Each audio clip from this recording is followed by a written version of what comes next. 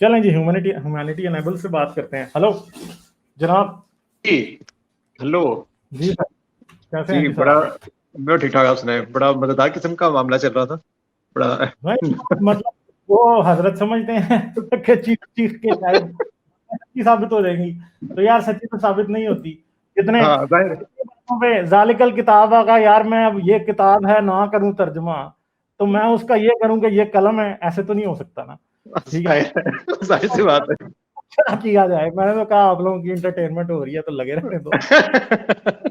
पहले एक दो उनको लिंक नहीं मिला तो मैंने लिखा, मैं सोचा कि मैं फिर कर जाता हूँ यहाँ से, लीव कर जाता हूँ ताकि ये आ जाए।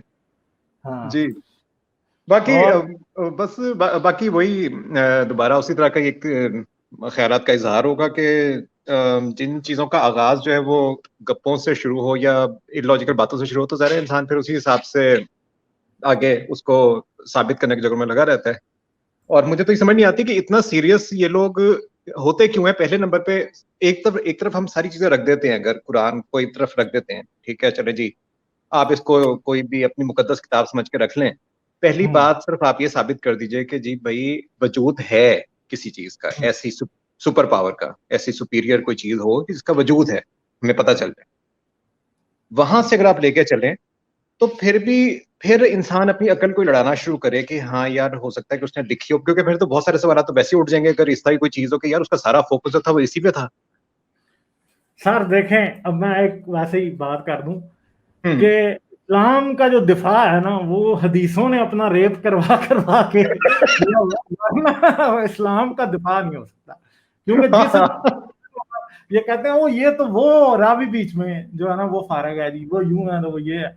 हाँ दिफा होता है हदीसों को ज़ईफ क्या कह के जो है ना, हाँ मतलब हाँ, जहां इस दिफा तरह करना होता है जी ये उठ के कहते हैं कोई और नहीं है दिफा का तरीका जी। इस्लाम का।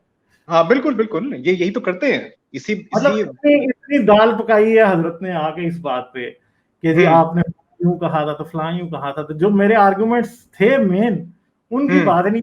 बर्मिंघम वाला हाँ कुरान भाई, मैंने उस दिन ही कहा हम्म था कि 5% कुरान नहीं है वो। ठीक हम्म है, ये बात बिल्कुल। बस ऐसे ही है, अब क्या किया जा सकता है। ये ये मैं पता नहीं, मेरा ख्याल है ये तो ना अभी 50 साल तो शायद और चाहिए। काफी सारे हाँ आशना हो तो रहे हैं, और जवान नस्ल, वैसे तो जी। जवान नस्ल काफी सारी मैं तबाह होते भी देख रहा हूँ इन्हीं चीजों के हाथों कि जरा से बड़े होते हैं तो फिर रुख मस्जिदों का शुरू हो जाता है, क्योंकि फैमिलियां इस किस्म की होती हैं। हालांकि बड़े बड़े अच्छे मैंने बड़े पढ़े लिखे लोग और बड़े बाशऊर लोग मैंने से देखे, लेकिन जब वो यहाँ पे आए ना इस मामले पे, तो उन्होंने भी बिल्कुल ऐसा ही रिएक्ट किया कि बंदा हैरान कि यार अच्छा तुम भी इस तरह, तुम भी वही हो, इसका मतलब। यही बात है। कल भी मैं आया, 2-3 बार मैं आया, लेकिन वो कल काम की मसरूफियत की वजह से मैं नहीं कर सका उसको। वो जो मैं वो जो जिन्होंने अपना मजहब अभी भी चेंज किया है उस पर मैंने तबसरा बस छोटा सा ख्याल के साथ करना था कि हाँ उसको हाँ किस हवाले से, मतलब अगर अगर मुझसे पूछा जाए कि मैं कैसे उनको इस चीज को लूं, तो फिर तो मैं कहूंगा कि यार इसका मतलब तो ये कि या तो आपकी दिमाग की बहुत बड़ी कमजोरी थी जो अब साबित हुई, जाहिर हुई हमारे हाँ। सामने, या फिर इसको मैं एक थ्रेट के तौर पे लूं, एक धमकी के तौर पे कि अब आप इसमें दाखिल हो गए तो अब आप आजाद हैं, और मतलब अब आप कुछ भी करने के लिए तैयार हो जाएंगे आगे चल के। ठीक है, अगर आपको मजहब में ये मुझे, आप किस बात के रेफरेंस में बात कर रहे हैं? क्या पहले आपकी मेरी इस बारे में बात हुई थी?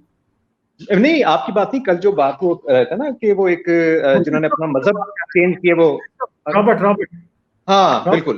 रॉबर्ट, अच्छा रॉबर्ट की बात कर रहे हैं। अच्छा हाँ अच्छा, हाँ कल फिर मैं ठीक है। आया था, कल मैं काफी दफा इन आउट होता रहा क्योंकि वो काम आ जाता था फिर मुझे वापस जाना पड़ता था। तो हाँ मैं उसमें करा था कि ये जो है ना ये एक ये वहां के लोगों के लिए, पाकिस्तान के लोगों के लिए तो बड़ी बात होगी, बड़ी शो की बात होगी कि वाह जी देखो अंग्रेज जो है ना वो चेंज हो गया, ऐसी ताकत है इस हाँ मजहब में। हाँ।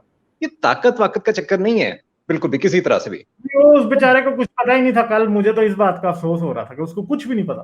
तो क्या है, मैं यही तो मैं भी अर्ज कर रहा हूँ कि वो आपके दिमाग की कमजोरी है बेसिकली। हाँ हाँ आप उसको या इसमें बहुत सारी चीजें, या तो आपने कोई कारोबार शुरू करना तो आप मजहब का सहारा लेते हैं फौरन ही। हमारे यहाँ वो एक मैं जवान लड़का, एक वो है बिल्कुल टीनेजर शायद, एक लड़का एक नया एक आया है जो कि अपना कारोबार भी कर रहा है यूट्यूब पे, हाँ कैप्स वगैरह कोई मैं देख रहा था, उसका नाम मुझे बिल्कुल भूल गया उस लड़के का। नाते शाते भी पढ़ रहा और कह रहा था कि मैं बड़ा इंस्पायर हुआ इनसे, MTJ वगैरह से, मतलब तारी जमील वगैरह से। हाँ और अब उसने अपना काम भी, कारोबार भी शुरू किया है। वो बड़ा स्मार्ट लड़का है इस हवाले से, तो भाई उसने, क्योंकि काम कारोबार करना, तो उसने मजहब को शुरू किया है, क्योंकि मजहब भी इसलिए इस्तेमाल किया जाता है बेचने बूझने के लिए। जितने आप मजहब से वाबस्ता रहेंगे उतना ही अच्छा आपका काम चलता रहेगा।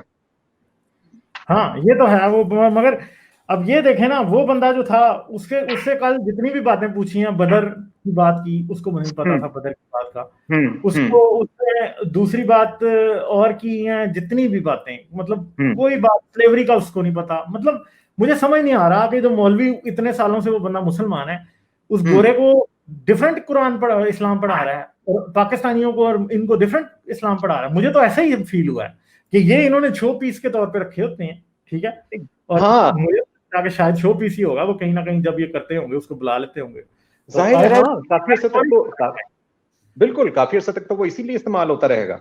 हाँ, कि देखिए जी क्या बात है जी, अंग्रेज भी अब इस्लाम कबूल कर रहे हैं, ये भाई उनके दिमाग की कमजोरी है कि वो इस्लाम कबूल कर रहे हैं। दुनिया किसी और जगह पे जा रही है, ये किसी और जगह पे, एक बंदा उनमें से अगर 100 में से एक बंदा इस जगह पे आ गया, तो इसका मतलब है कि उसका दिमागी मसला ये था, कमजोरी थी उसकी दिमाग की, वो नहीं चाहता ये करना।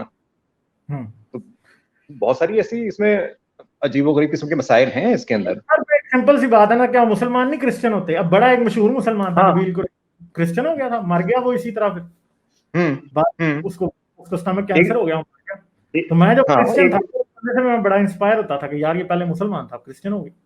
हाँ, एक दो लोगों को मैं भी जानता हूँ ऐसे हैं जो कि क्रिश्चियन हुए हैं। हाँ, तो ऐसे अब आप ये देख लें, वो क्या, ये पंडित महेंद्र पाल आर्य जो है, वो अब हिंदू हो गए, वो इस्लाम हिंदुओं। तो अब इनको अब बताएं, तो क्या ये इस बात की सच्चाई का, अगर ये गोरे का इस्लाम कबूल करना इस बात की सच्चाई है कि इस्लाम सच्चा मजहब है, तो पंडित महेंद्र पाल आर्य का इस्लाम छोड़ के हिंदू मत में जाना, हिंदुइज्म में जाना, हाँ, तो फिर इसका मतलब वो भी सच्चे हैं।